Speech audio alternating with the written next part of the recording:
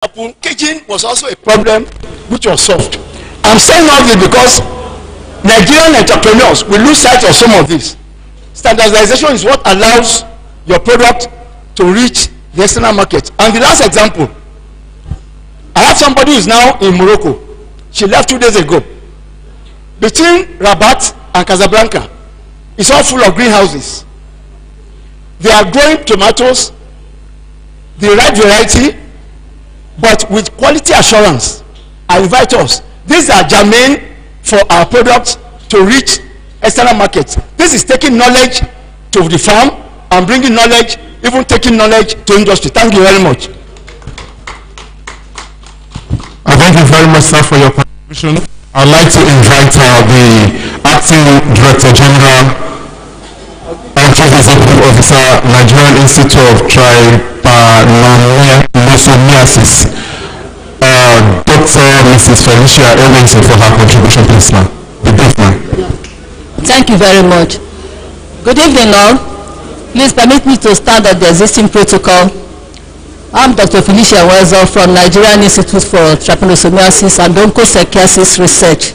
We have mandate to research and into control of 2 diseases, trypanosomiasis, African trypanosomiasis, and onchocerciasis. Now, what we have done, I pointed out here, which is true, was tying promotion to publish or perish in research institutions and the academics. So what I want to say here also affected us because we didn't reap the benefits we ought to have reaped. Now, 23 years ago, in my institute, my humble self and some researchers, we did a work and found out that using serology to identify onchocercical volvulus infection, that's the cause of onchocerciasis, river blindness.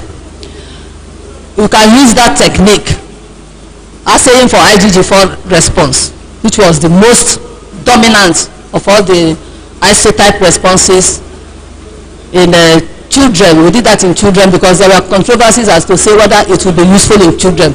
So we found out that even preschool children, less than 5 years or 5 years old, up to 9 years old, the test is very good. But we used crude extract of onchocercical volvulus, and our finding was very good. We just rushed and published. That was in 2000, and that publication endorsed who is who from the American distance. So what am I trying to say? Today, few years back, they now purified the antigen, call it OV16, and using biotechnology, mass produced. And now SD Bioline, they are now, that is one of the test keys, where to test for transmit whether there is an ongoing transmission. Like now, onchocerciasis, if you watched the yesterday program, the national coordinator, Dr. Appa, was talking on neglected tropical diseases. I was talking. So onco now, for that test, now they are using it in areas, he was talking about in areas in Nigeria that they have ensured that interrupted transmission of onco. So how do you now know that we have interrupted transmission? It's by now using that OV16 SD Bioline that tests for IgG4, you know, isotype. So we now go gather in the community, children, anybody, any child below 5 years or 5 years up to 9 years, get them and then collect their blood samples and test. If there is positive, then you know that it has not been successfully interrupted, that's the transmission, there's still an ongoing transmission when you do that in children. So that is what we are able to do. But now, this impotency, because we didn't have the part, we just rushed to publish. So we are now taking this, what we are here to do today is very good, because going, involving what do you call them, the private sector will help us, so that what we have we can patent and then reap benefits from that. Now as to trypanosomiasis, we are trying very well because our own is, you know, is health related. It's not that we are not producing, you can't see any tangible products, but it does not mean that we are not working. We are working because most of us, we cook food, we eat meat, beef and things like that.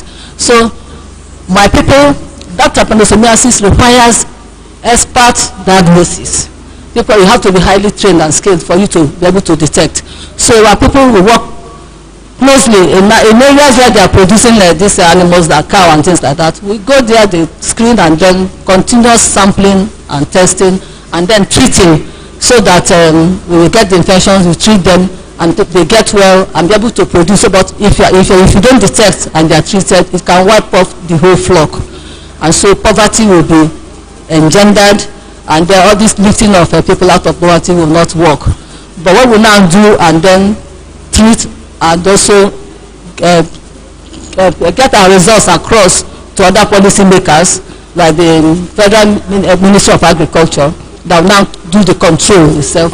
So you see that the farmers will benefit, their livestock will be very healthy, and you also will also be happy, because you'll be, the meat that you'll be enjoying will be quality and quantity of meat. So thank you very much. I just want to let you know. Can we please put our hands together for Dr. Mrs. Felicia Ewinson. Thank you very much, ma'am. The Acting Director General and Chief Executive Officer, Nigerian Institute of Trypanosomiasis. Thank you very much, ma'am. On that note, I will be humbled to invite Air Vice Marshal N.S. Okoro, Director of Research, Nigerian Air Force, to please come for his own presentation. Sir. Thank you, sir. Let me stand on existing protocol. And the first thing I want to say is to correct my designation. I am Director of Armament Research at the Air Force Research and Development Center. I am not Director of Research, Headquarters Nigerian Air Force. So these are two different things. I thank us for giving us the opportunity to speak. And this brings my grumbling to an end. I've been saying they have always been excluding the military. Meanwhile, the military has been the key driver of research in several first world countries. So let me just say two things and then I will be going. The first thing I want to say is that when I came and I heard that truly there's a difference between research for PhD and research for products, I was excited. So what we do in the Research and Development Center is research for products, because we want to solve security-related problems that is making it possible for you and I to be here today. I'll give you an example. The aircraft that we fly, almost 100% of the component parts are imported from abroad. And the original equipment manufacturers, they give you impossible situations. The time change items alone, the way it is organized, it is such that you will be confused at any time. This one is expiring after 3 weeks. This one is expiring after 6 months. This one is expiring after 1 year. And you have, thousands of such sub-items. So how are you going to fly your equipment? And that's where we come in, to sit down and say, look, we cannot afford to be stranded. What do we do to solve this problem? So many of the products that you see outside there, they are not for show. They are items that have been produced and taken to the theater of operations, and that is why those platforms are working today. I identify one thing first, that there is this aspect of industrial experience which we often omit. If you even have a complete diagram and technical things you have seen on the net on how to reverse engineer a product, there are too many missing gaps that will not allow you to copy it. So I want to encourage us to explore the issue of industrial experience. What we do in our research center is that we spend money to sponsor people abroad and attach them to the factories where these things are done. And when they come back, they tell us those gaps that make us to do what we are doing. We should be time conscious. That will be all. Thank you very much. Let's put our hands together for Air Vice Marshal N.S. Okoro. Thank you very much for your presentation, sir. Okay.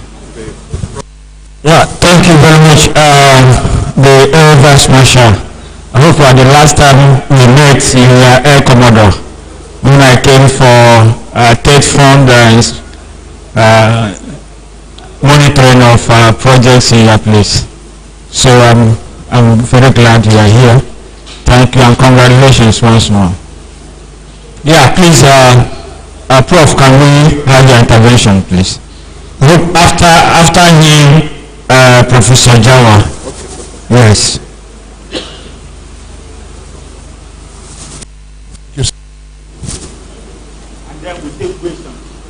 Thank you all. Thank you for coming.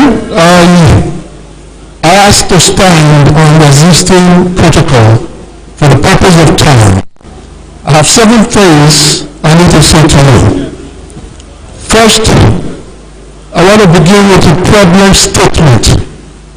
We all agree, from administrators, from vice chancellors, from regulators of academic institutions, that the average Nigerian graduate lacks the employability skills.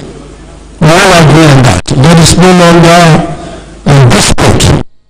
However, what are we going to do about it? We have identified the problem. We need to do something about it. We need to do better with our curriculum. Then Nigerian International comes into play. Nigerian is a conglomerate, an engineering company very important in the oil and gas industry.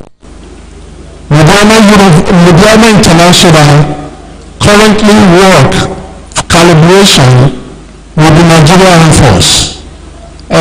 Mr. Pompo, is it Admiral? Pompo I don't remember his rank. But anyway, our company works with the Nigerian Air Force as we speak. We're also aware of the lack of cross-talk between the academia and the industry, between the town and government. Therefore, a university was set up that received NUC approval 2 years ago. Though we are new, we are doing a lot of things. Our vision is to emerge as a technological university for innovation that addresses problems in agriculture, food safety, health, energy, security, transportation, oil and gas industry on a regional and a global levels. So, with the university and with the industry and our own company, there is an eternal collaboration between our company and Nigerian International and Nigerian University. We are so sure of the quality of our products that we are guaranteeing employment upon graduation. If you graduate top of your class, we guarantee employment. If we can't find you work in the university, thank you. If we cannot find you work in the university, we'll put you in one of our companies. If we cannot do that, we'll keep you on the payroll until we get you a job. And that is a promise. Now, simply put, translational research, that is what we are talking about. Some people have said that research to get a PhD is different for research for product. I agree. That is, in another word, translational research or impact research. Let me just tell you, DNA, the structure of DNA was elucidated in 1958. Okay, 9 years later, Watson and Crick got Nobel Prize for it. They did not do a single experiment. They didn't do a single experiment. Go and check it out. They didn't do a single experiment. What did they do? They translated the information that were already there. They made sense out of it. James Watson was a biologist. Francis Crick was a physicist. They worked together and they unraveled the structure of DNA. In 1962, they were awarded with the Nobel Prize. That is not only that. Ken Mullins, we just went through a COVID. In 1993, Ken Mullins discovered PCR, that is DNA sequences in vitro, not in vivo, outside the animal's body. At that time, it has 4 publications. In my university, it couldn't have no lecturer 1. It wouldn't have no lecturer 1 in my university. But it came out with a PCR. They revolutionized the world of technology. What am I saying? Publications are required. They are not sufficient. The quality of the publication is also very important. Now, translational research. There is another problem. From January 2021 to January 2023, about 2 years, diesel price had gone up from 288 to almost 900 now. 300%. I know every now and then when you read, they say, well, the inflation rate in Nigeria is 24%. I don't know about that. I'm not an economist. I don't know how they compute those things. But 2 years ago, if I was buying diesel 288 a liter, and today I am spending 900, it seems to be 300% for that. But that is a matter for another day. So, because our university would like to solve problems, we hook up with our partners in the USA, Wichita, Freight Technology LLC USA, and Freight Technology Nigeria, and to say what can we do.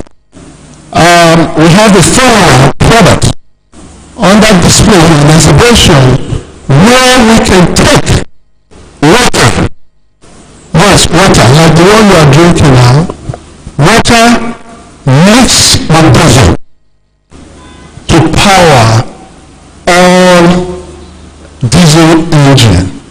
No retrofitting required. I know what you are thinking, because I can smell those brain cells burning. You are thinking. But no conversion, no retrofitting required. The machine is right there. It's not a special machine. It's a machine that we bought at Unicode. If you have a generator, we'll come to your house, we'll put our phone in there, we'll crank it up, it will work, and it will produce electricity. Thank you very much. It's not a ratio. Thank you. Ratio up to 35%. Up to 35%. Simply put, it means 1 in 3 liters of diesel could be replaced, substituted by water. That can reduce your price 30% right there. That is not only that, the efficiency, the burning rate, for what we have already done. For example, if the generator that we use in this experiment, on the average, it takes it's a 5 kVA generator, it takes an average of 2 liters of diesel to generate 1 hour of electricity. With this hybrid diesel, aqua diesel, which is self-explanatory, aqua is water, diesel, the red diesel, it comes down to about 1.4, nearly 1.5 liter for the same amount of time. In other words, not only you are saving money in the volume, equal volume is lasting a little longer. In combination, you can save up to about 50% in your energy cost. I'm very, very interested in that because I'm a vice chancellor of a private university. We don't get subvention from government side, from the government pocket. I have to generate my funding to pay my staff. So that is that. So the reason that we are here is we have that technology on display, and we are looking for investors to go on this ride with us. We are having fun. Nigeria has never seen a thing like this. As far to the best of my knowledge, this is the first time that it is proven that oil and water can mix. Because thermo-energetically, it's so favorable. It's so thermo-energetically favorable to combine water and diesel because of the physical property. One is polar, the other one is non-polar.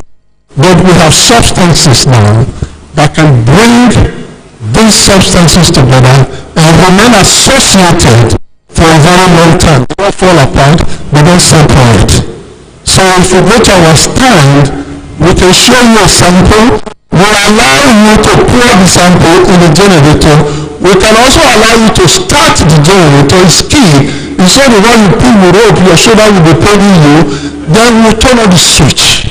The switch will come on. It's good for generator and it's good for all diesel engine. Remember the key word, you don't have to adjust anything. You can use that release. Why? Because the generator sees our product in terms of physical property, in terms of specific gravity, in terms of viscosity, in terms of density, in terms of flash point comparable to diesel. Therefore, it accepts it.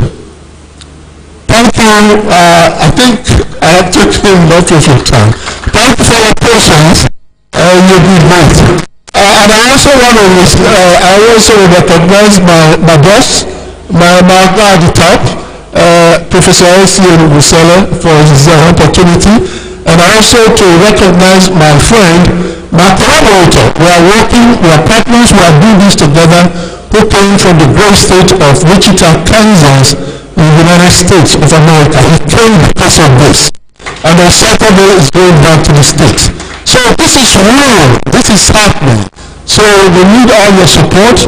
The administrators, the director, deputy director, the secretaries, the minister of science, technology, and innovation will all continue here.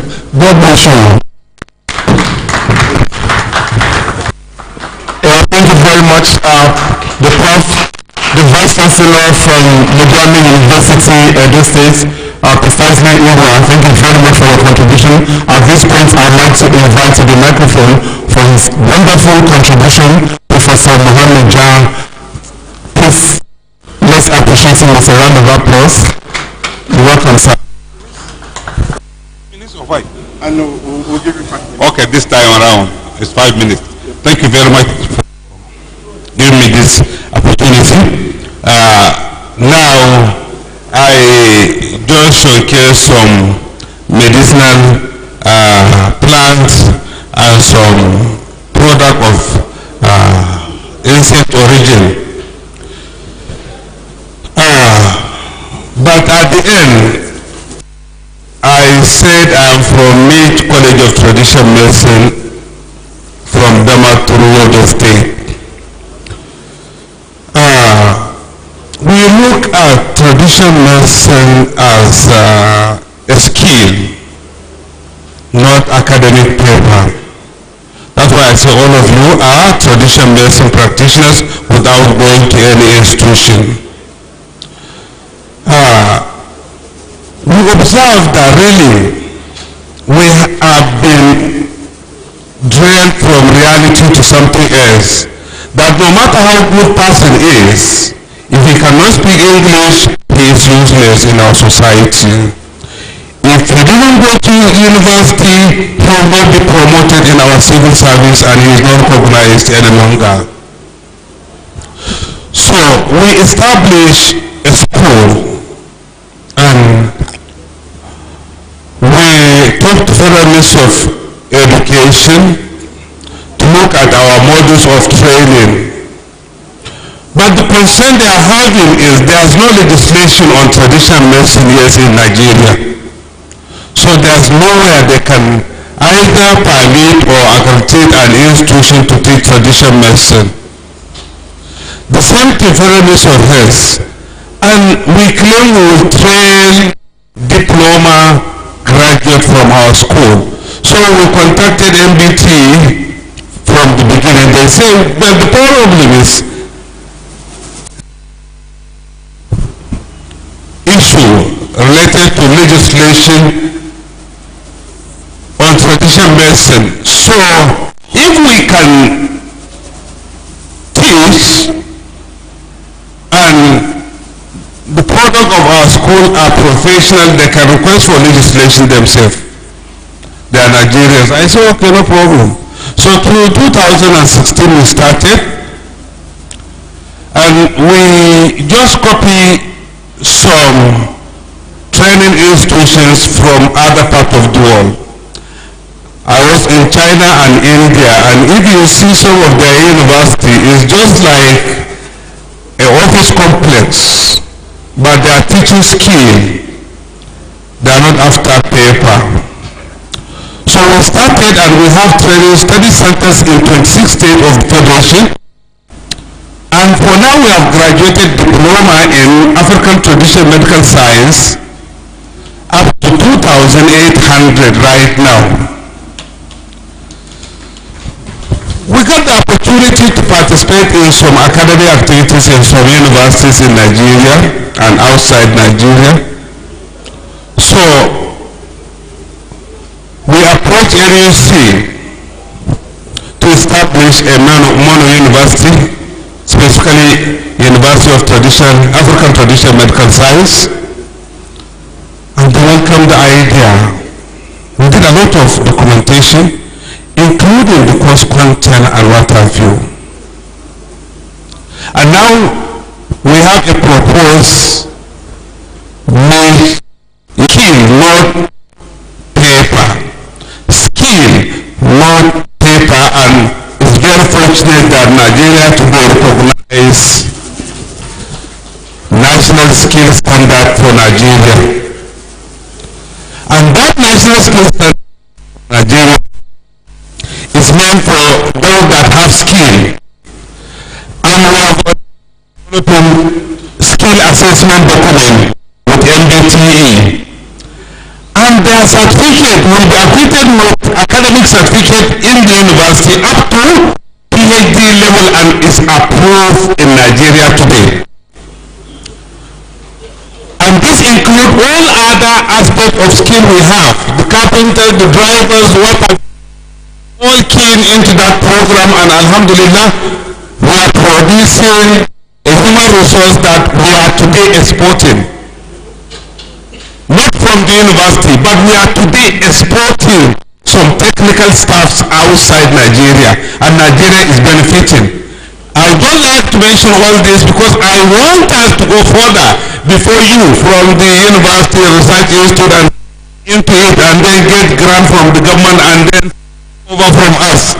We want to make miracles. We don't have grant from university as the Vice Chancellor is saying, but we are using our skill to generate what we want for Nigeria, and also we are exporting human resource. From our college, there is an accreditation institution in UK that partnered with us in skilled traditional medicine practitioners to assist them in one aspect of traditional medicine, and that is traditional capping. Traditional capping, when compared to Chinese, Indian, and Japan capping, Nigerian traditional capping is more effective. The one they are using animal to do it. Now we have around 16 of our graduates in UK today practicing license, and they can give a skills duty.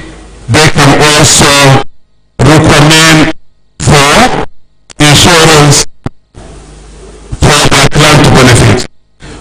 We don't like to mention all these to you people because we are still, but our skill just do it by God's grace. And these people in the bush that hardly have a better dress, twice a week, are very important to us, and they are our resources. This I showed you, they are the people producing it now. And I don't like to tell you what quantity we have exported and get dollar out of it in this commodity I just show you. But I'm just drawing your attention that please, let's go back to our villages and see the resources, use the knowledge of science and promote it. This grant from the government will stop. I retired as a permanent secretary in the civil service. I know it very well. The time we are getting our pension, we use it and we retire the money, or we retire whatsoever expenditure we incur. Today, we hardly spend 15% of our approved budgets. Maybe you get away. That's why partnering with you is very difficult, because you can have a program today and you will make submission today and it will come up maybe in November or December, and the time is already over. Little of our resources to develop what we can develop, until when other people from the private sector appreciate us, will join us, and we will make the miracle. But it's very difficult for us to public sector for the economic development, because you cannot do it. I passed through it and it's very difficult. Secondly, there are no policy. There's no consistency in our policy. There's no adherence to our laws that will permit an investor to come and put his money. I cannot put my 100 million naira in any project with government, and there are also partners contributing, and they all will come at the end of the harvesting season. I don't need that one. We need the money at the time of planting or cultivation, not at the time of harvesting. So please, let's invite private sector, educate them on how they can do it themselves. They will make the money you people are seeing in the technology, in innovation is better. Don't hide it to us. Tell us, we will do it, and we will make you very comfortable by God's grace. So thank you very much. Thank you, sir. Professor. Thank you. We may not go into question. I see that many people are tired. However, we'll take two interventions. Just to cover everybody. And like the MC will say, 120 minutes. 1, 2, 3, 4. That's balanced. Balanced. 2 female, 2 male. So, since I'm a man, let me start with the men. So we start from here.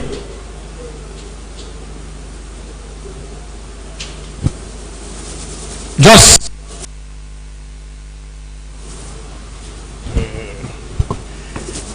thank you, all blessed guests, and more especially the driver of this course, Executive Order number 5. Chief, I will use that word,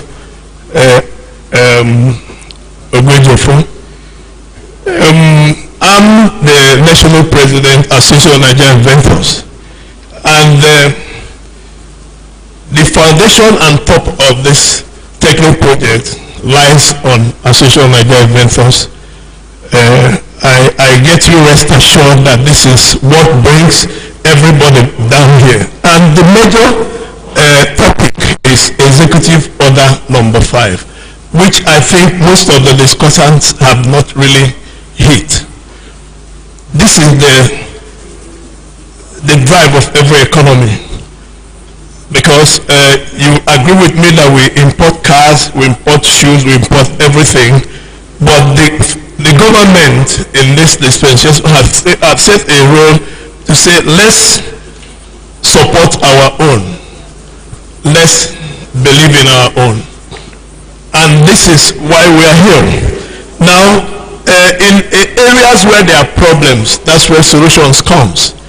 We've been having surmounted problems. The innovators, the artisans, creative minds keep bringing a solution. But there's one major problem, which is patent. Patent is territorial. We've been having programs with WIPO.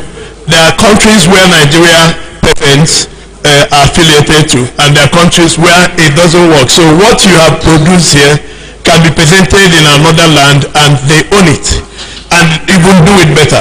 Why? We don't have a working technology park. We have incubation centers in the universities, true. But what we need to drive this executive order number 5 perfectly is tech park.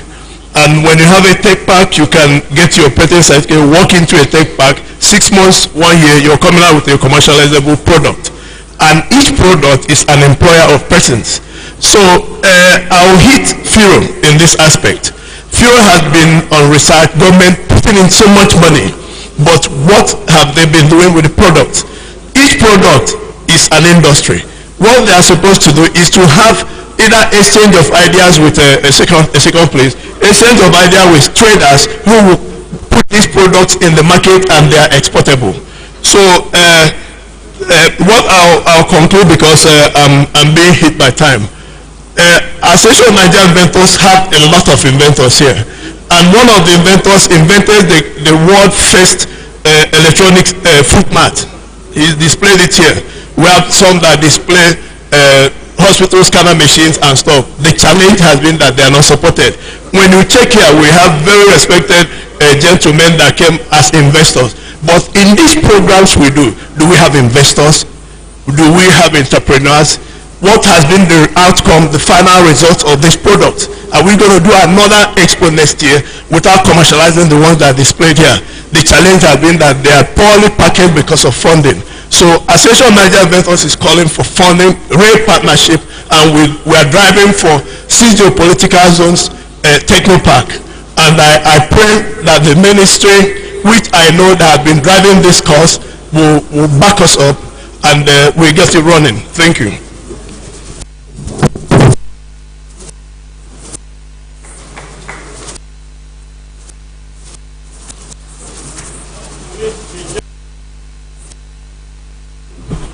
Thank you, Mr. Chairman. I stand on the existing protocol. My name is Bonnie Alams, the publisher African Science and Tech Digest. I have many questions, but I will just go for suggestions that are bothering me so much. What we'll be talking about, and that is what even some of the presenters have already mentioned. Yes, the executive order number 5 is a good one, very fantastic. But for it to work, there is something must take place, and that is bridging that wide gap that has existing over the years. That is the meeting point between the researchers and the industry. And for that to happen, please, the Chairman, sir, Prof, I'm appealing that if what I will take away from this year's Expo is that a platform has been created, and that platform is to create a space where the private sector, that the industry and researchers will be meeting from time to time, because I discovered in the course of my work as a science communicator that the researcher speaks a different language while the industry speaks another language. They don't understand each other. Remember, as another factor, trust. There's a problem of trust in this country. The investors or the industrialists doesn't trust whatever comes from government. I can tell you for a fact, because to understand the language of these industrialists, I have to take the pen to go through to them by registering in one of the Chamber of Commerce. That's our biggest Chamber of Commerce. I attend their meeting. At this time you mention R&D, they just wave you out because they don't trust it. Now for them to trust you, please, if there's a way, a platform will be created to bring these people from time to time and enlighten them, let them understand you. And again, there should be, like what my elder brother Dr. Okoye said, you know, there should be that synergy. You have to be there for them to trust the researchers or whatever coming from research institutions. Now, it's true that research for academic promotion is very important. That's basic research. But more important to me is research for product development or product production. And that's what this country needs at this time, if we are to make progress or to get there where we need to be. So, please, Prof, need to be created so that by this time next year we won't be assembling again. Not for like some people, some of my colleagues are calling it jamboree. I don't see it as a jamboree, but some other people outside are calling it jamboree. Is that next time we come in, we'll be giving testimony of 1, 2, 3, 4, up to 20, 50 products that are going to market out of R&D. So that this platform is a meeting point between the researchers and the financial market. Because I didn't see anybody from Bank of Industry or CBN here, you know, because this industry, investors, they have to go to financial market and source fund, and they have to answer certain questions. So, and the Ministry of Science and Technology have a group as a coordinating body of R&D, have a great role to play by bringing these people together. You know, if that is done, I bet you there will be a huge difference come next year. Thank you so much. Thank you very much. I believe if the efforts of the ministry neutralizes with the National Research and Innovation Fund, some of these problems will be over. Thank you very much.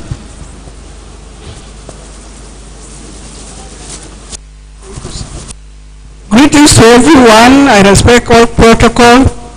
I have a question and I have my question is, the Ministry of Science and Technology, I want to assure Prof that that what is happening in the universities, I can see it happening in the Ministry of Science and Technology. What do I mean? You will see that when you go around the stands, you will see that the parastatals of the ministry are duplicating efforts. And if they are duplicating efforts, does the ministry actually review or evaluate the activities of these parastatals? Because you see all the parastatals, they are either manufacturing one thing or the other. And I wonder if it would be possible for the ministry to say, okay, let the parastatal be manufacturing this and then share the manufacturing to all of the parastatals. I think that would make more sense than going to the parastatals and they are all doing the same thing. That is what I see, is my personal opinion. Is it possible? I'm happy that the professors and the researchers are here from the universities. Is it possible for this science thing we are talking about to be divided in three, is it perspective now? That you have science at the local, at the society level. You have science at the middle level. And then you have science where people are going to the moon. Let the people going to the moon be going to the moon. Let the people that are, manufacturing at the middle level be manufacturing. And then the people at the local level, that is the society, that there is science that is taking care of them, because I'm from the community level and there is no science that I know from the community level. They are always telling me science, and when they say science, I look at it as if it's the science that they are going to the moon. So if the ministry, I don't know whether it's the ministry or the university or whosoever, will be able to help us to understand this science at the local level. Because when you go to the local level, people are doing a lot. People are manufacturing. People are, discovering a lot of things, but nobody is taking care of them. So who cares for them? And then going back to the university, gone are the days where the industries, it has been mentioned in one of the lectures, that gone are the days where the industries will go to the university and the university will give them projects of students and they will look at it, and anyone that fits them, they pick it and follow and pick that person, and they even employ, or the person, you know, they go ahead and look at what the person is trying to manufacture. But the way we are going in this country, we are wasting a lot of resources, both human, material, and otherwise. So if this can be taken care of, you know, that everything is done systematically to know who is doing what and group these people, I think it will go a very long way to help us so that when we come again next year, we'll see changes. Thank you very much. My name is Juliana.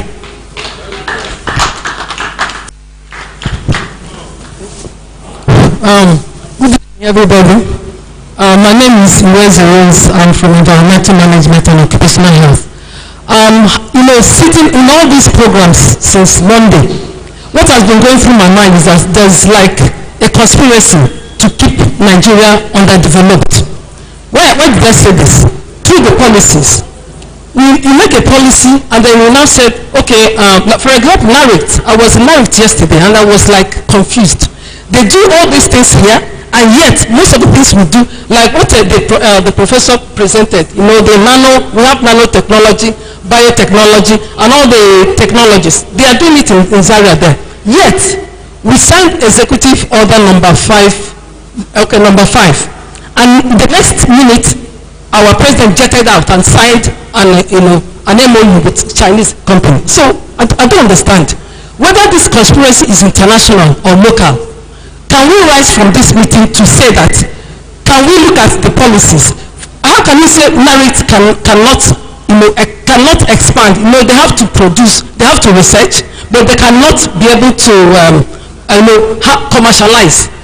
Yes. So I don't understand. It's like caging somebody, you know, because I could see them struggling. That's what I felt. And most of the policies is kind of done to keep us not developed. I mean, we're just saying it theoretically, we want to be developed, but in practice, we are not yet, we are not patriotic enough, we are not sincere to make it happen. So can we rise from this meeting to say that, okay, suggest that, can we look at those policies, especially within the MDAs in the science and tech, look at the policies that have really kept people down, because we want products to be everywhere.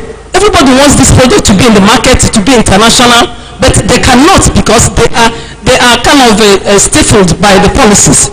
So can we look at breaking down those barriers? Sir talked about breaking barriers. Can we look at the policies and review them and make them be flexible? Let people do what they can. Let the market forces, decide who they want to patronize. I think with this, we'll be able to get there. Thank you so much, sir, for giving me the opportunity.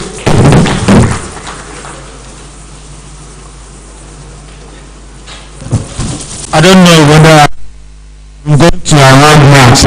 Since I will award the women more marks, it seems they are more passionate about the whole thing. Yeah, thank you very much. The last two speakers, I've seen the passion, and that's the passion that a woman always have for the child.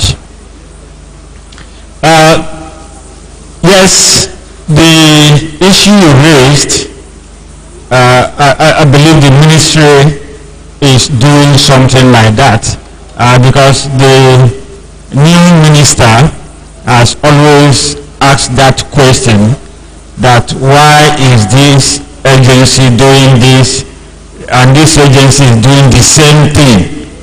Why not to harmonize and find a way? And I believe within a very short time something will be done in that respect. Again, we have some science parks now. We are talking about parks. We have science and technology parks. The first was the one in Shesco, which we have not been working on for a long time, but we have woken up, because one of the things I submitted when I was gunning for the DGship of that place was that I must ensure that that science park becomes operational before I will leave. And right now a company has already taken up space there, their building is almost completed, and I strongly believe that in the next 3-4 months it will be commissioned and it will be operational. So we have enough space, and that science park right now, based on new policies, is going to coordinate the North Central. It's going to coordinate the North Central. So if you have startup ideas and you want to take your attention somewhere, feel free, just approach me, we will discuss that, and I am assuring you you will be able to be taken care of in a way, but not the funding.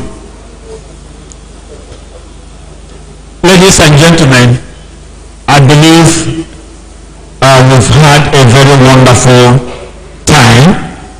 I thank each and every one of you. I will hand over to they said they are no longer MCs. You know, when we are growing up, we know them as masters of ceremony. But they said there's a new name they answer now. So please, can you tell them and then continue? Thank you very much. Can we please appreciate Prof, please? DG and Chief Executive Officer of Chesco. Thank you very much, sir. Before we close it up, there is a man I need to appreciate all the way from Oron, Akwa Ibom State, Dr. Udo Evans. He is actually the head of Department Research, Statistics and Development. He has been with us since. He is from Maritime Academy of Nigeria, Oron, Akwa Ibom State. So we really appreciate you. Thanks for being part of these events. You've been very awesome with your presence. We really appreciate you. Thank you very much. Can we please jam our hands together for him? I'd like to also appreciate the very presence of the representative of the Director General of NASDA, that's Mrs. Stella Akuna. Mrs. Stella Akuna, she has been with us since. She was equally part of the distinguished participants that participated at the Presidential Executive Ceremony, Executive Order 5, number 5. Thank you very much, Madam. We really appreciate you. On that note, we have come to the end of these investors stroke researchers forum. Prof, who do I invite to close? Okay. On that note, I'd like to say a very big thank you to you all for being part of this event. On behalf of the Federal Ministry of Science, Technology and Innovation, we want to really appreciate you for investing your time. This forum. Thank you very much. Thank you and thank you and thank you. Pray for indulgence, so please stand up for Nigeria's national anthem. National anthem, please. The very first stanza, after the count of 2, we sing 1, 2.